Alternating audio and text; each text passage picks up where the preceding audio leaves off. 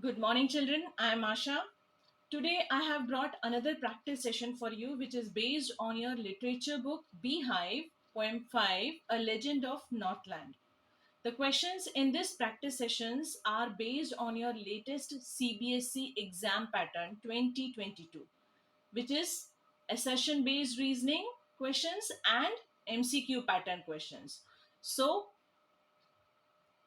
attempt the quiz completely till last so that you can practice more and more questions and like the video. Let us proceed with the questions.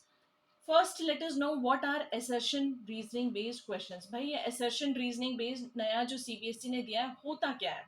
Actually इसमें क्या होता है, multiple choice questions और true false type questions को combine कर दिया जाता है और इसमें ज्यादा कॉम्प्रिहेंसिव एंड कॉम्प्लिकेटेड थिंकिंग लगती है, आपकी हायर लेवल ऑफ थिंकिंग, क्योंकि आजकल सीबीएसई ने आपको कंटिन्यूस एंड कॉम्प्रिहेंसिव असेसमेंट और critical analysis पे based questions किए. See the first question. Assertion is the night in the Northland are too long to sleep. Reason, the people sleep early there. आप बताइए ए और are दोनों true है और are इसका करेक्ट एक्सप्लेनेशन है, या ए और आर ट्रू है और आर करेक्ट एक्सप्लेनेशन नहीं है. ए ट्रू है पर आर फॉल्स है, ए फॉल्स है पर आर ट्रू है, या both A and R are false. The question फिर से हम एक बार देख लेंगे. फर्स्ट क्वेश्चन है इसलिए मैं आपको ज्यादा टाइम दे रही हूँ. एसर्शन मतलब एक तर्क वितर्क, एक हम तर्क देते हैं उसका हम उत्तर उसका वितर्क मतलब उसका ही कारण दे रहे हैं. ठीक है, तो यहाँ तर्क हमने दिया हुआ है कि nights in the Northland are too long to sleep. क्या जो नॉर्थलैंड के रात हैं बहुत ज्यादा लंबी हैं जिसमें कि लोग सो नहीं पाते हैं, क्योंकि उसका रीजन ये है कि पीपल स्लीप अर्ली देयर. अब आप देखिए इसमें से कौन सा वाला सही होगा. A B C D E options. ये फर्स्ट क्वेश्चन था इसलिए मैं आपको थोड़ा ज्यादा टाइम दे रही हूँ कि आपको ये समझाने के लिए कि असर्शन और रीजनिंग कैसे करना है आपको. ठीक है, एक असर्शन एक सेंटेंस दिया होता है, रीजन में क्या नीचे वाला जो रीजन दिया होता है क्या वो ऊपर से रिलेटेड है, क्या दोनों सही है, क्या दोनों गलत है, या ऊपर सही और नीचे गलत है, या नीचे सही या ऊपर गलत है. ऐसे 4 या 5 ऑप्शन होते हैं जिसमें से आपको एक ऑप्शन सही करना है.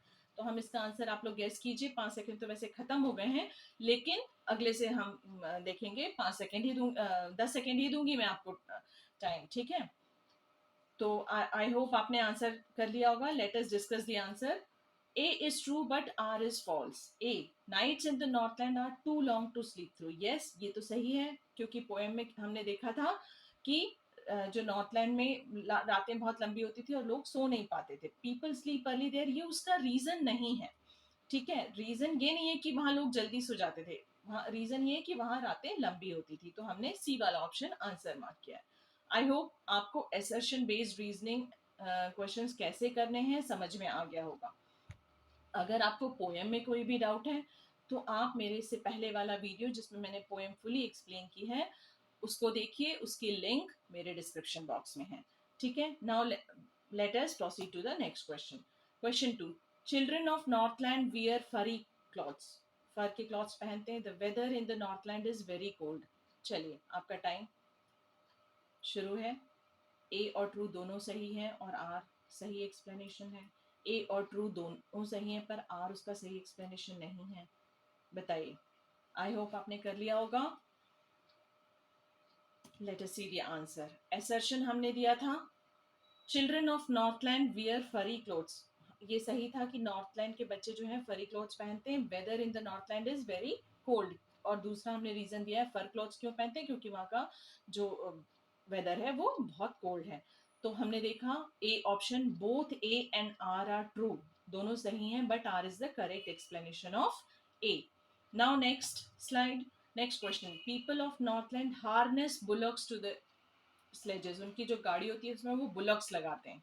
और reindeers have fur on their body. ये रीजन दिया है. आप बताइए कौन सा आएगा. दोनों ट्रू है या दोनों फॉल्स है. आर क्या उसका कहीं सही एक्सप्लेनेशन है. आपका टाइम खत्म होता है. Let us see the answer. A is false. हमें पता है rain of Northland harness bullocks.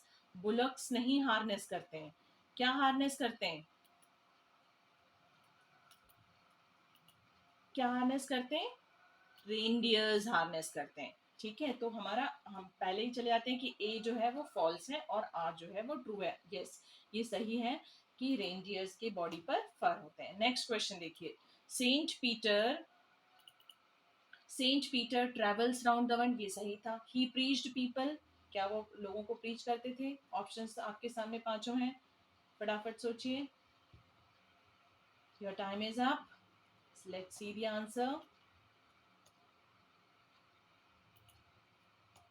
Yes, both A and R true, यानी सेंट पीटर ट्रैवल करते थे, ये सही है। ही प्रीच्ड द पीपल, ये भी सही है।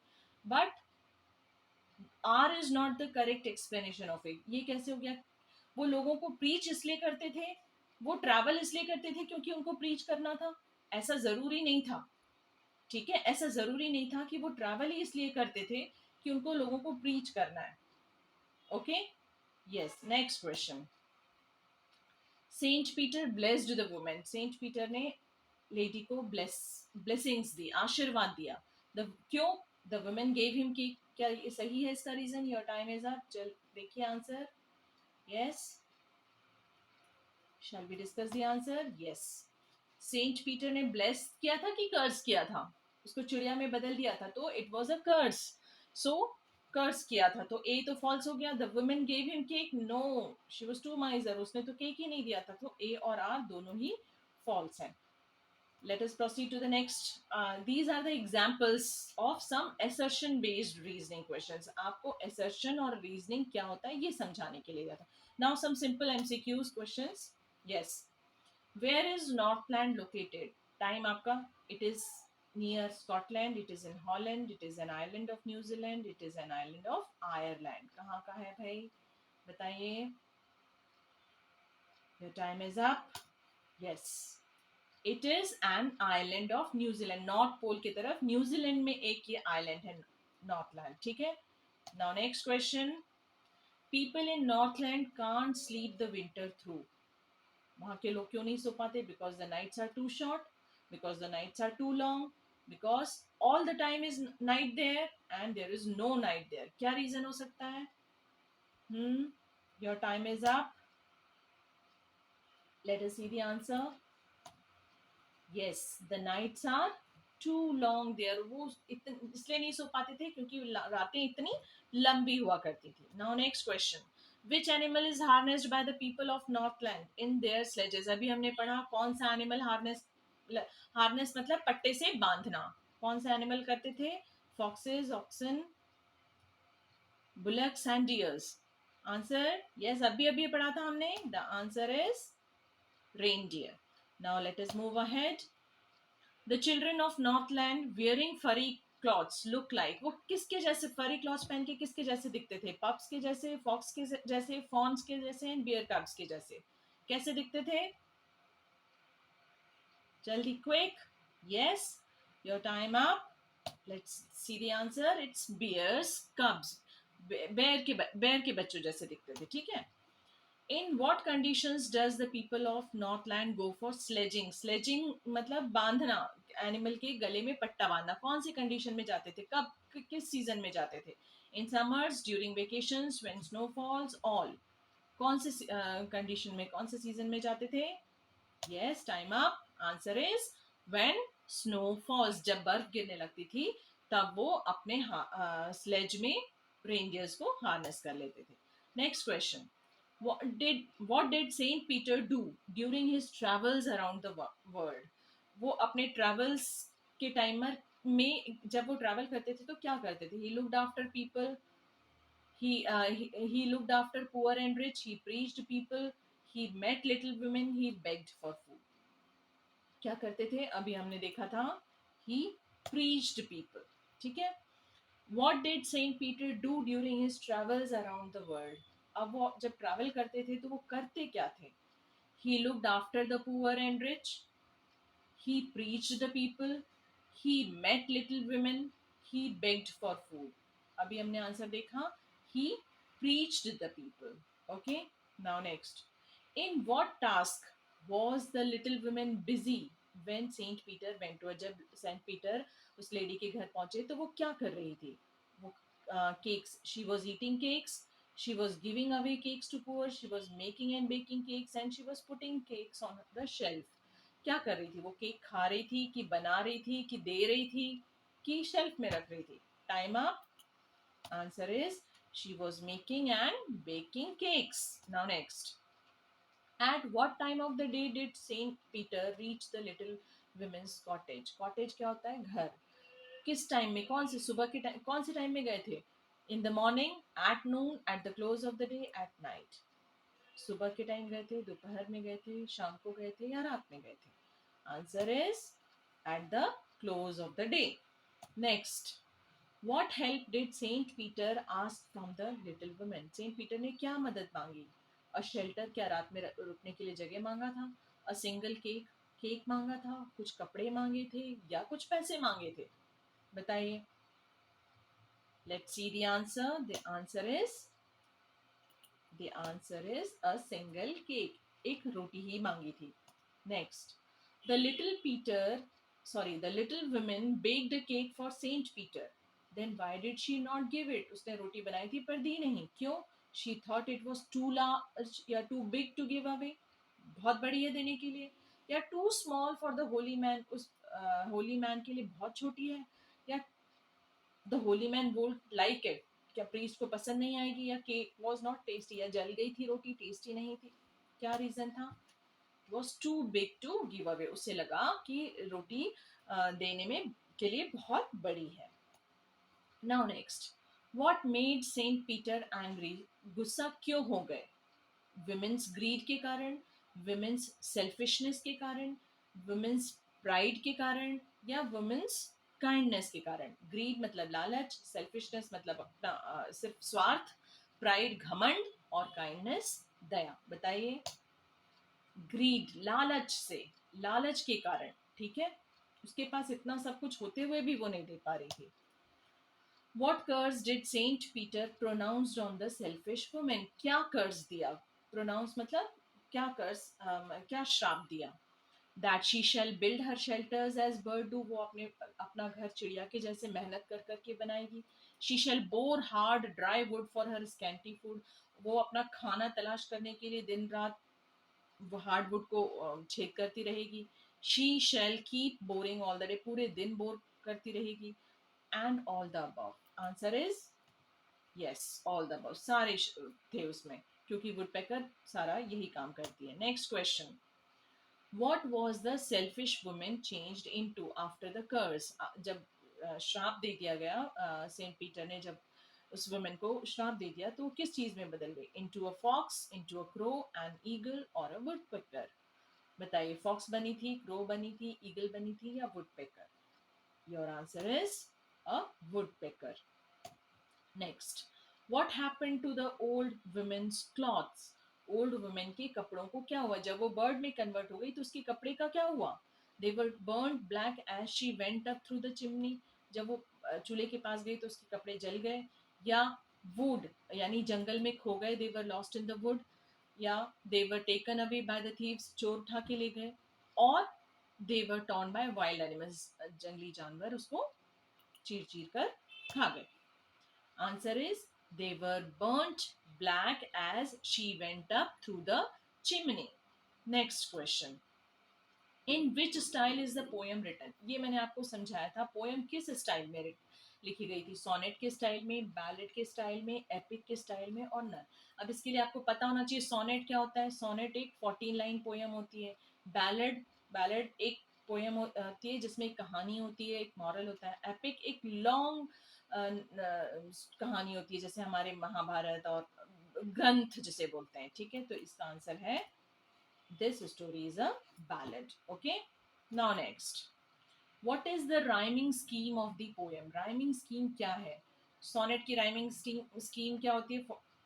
आपको पता है 14 लाइंस पोएम है, तो 8 सेस्टेट और ऑक्टेट में होता है. लेकिन हमें अभी हम इस पोएम की देखें तो चार चार छोटी लाइंस हैं हर उस पोएम में. तो 4 line stanzas are there. Okay, so answer is 4 line stanzas with ABCD rhyming scheme. Next. Which literary device has been used in the poem. अब इनमें से कौन से लिटरेरी डिवाइस का सबसे ज्यादा यूज हुआ है? Irony, alliteration, personification, all the above. कौन सी है? आयरनी क्या होती है, एलिट्रेशन क्या होता है, पर्सोनिफिकेशन क्या होता है, ऑल द अबव क्या होता है। अगर आपको ये सब नहीं क्लियर है, नहीं पता है इसका मीनिंग, तो मेरा फिगर्स ऑफ स्पीच वाला वीडियो देखिए, उसकी लिंक भी मैंने डिस्क्रिप्शन बॉक्स में दी है, ठीक है। लिटरेरी डिवाइस कौन सा है? Answer is alliteration. एलिट्रेशन क्या होता है? Repetition of same sound in a sentence, same he sound, उसमें एजोनेंस और कॉन्सोनेंस होते हैं। वो वाला वीडियो देखिएगा, आपको क्लियर हो जाएगा। Next, why did the poet use alliteration in the poem? अब ये एलिट्रेशन मैंने आपको बताया था जब फिगर ऑफ स्पीच वाले उसमें बताया मैंने कि फिगर ऑफ स्पीच क्यों यूज करते हैं, तो यहाँ पर क्यों यूज किया है? To add pun to it. Pun क्या होता है ये भी देखिए फिगर्स ऑफ स्पीच में। To give a rhyming scheme, lyrical या राइमिंग बनाने के लिए या लिरिकल बनाने के लिए, किस लिए यूज किया, या किसी के लिए भी। आंसर देखिए, टू मेक इट लिरिकल, ताकि उसे गा सके, लिरिकल बनाने के लिए, ठीक है। राइमिंग स्कीम तो सेम फॉलो नहीं है। why why the words like away, boring, rolled have been repeated? ये जब रिपीट होते हैं तो कौन सी फिगर ऑफ स्पीच होती है? रिपीटेशन, ठीक है। और क्यों हुए हैं, क्यों रिपीट हुए? To make it lyrical, to enhance the impact, to add rhythm. बताइए, your time is up. The answer is to add rhythm, to add rhythm to the poem. Okay, now your question, the poem A Legend of Northland was written by, ये question आपका हर poetry में जब भी आपका reference to context आएगा या कोई MCQ आएगा, you must know the name of poets of every poem. हर पोएम के पोइट का नाम आपको पता होना चाहिए, ठीक है। तो a legend of the Northland किसने लिखी है, बताएं। The answer is folk Cary. Okay, so with this we finish with the question answer sessions, and I hope you are clear and thorough with this poem. See the explanation in the earlier video. If you have any doubts, in the figures of speech, see the video on figures of speech and practice it more and more. Like the video and subscribe the channel if you have not subscribed till now, क्योंकि next कौन सा lesson लेकर आ रही हूँ मैं या next लेकर आ रही हूँ मैं, उसका आपको पता चलता रहेगा। Press the bell icon, and thank you for watching the video. Thank you.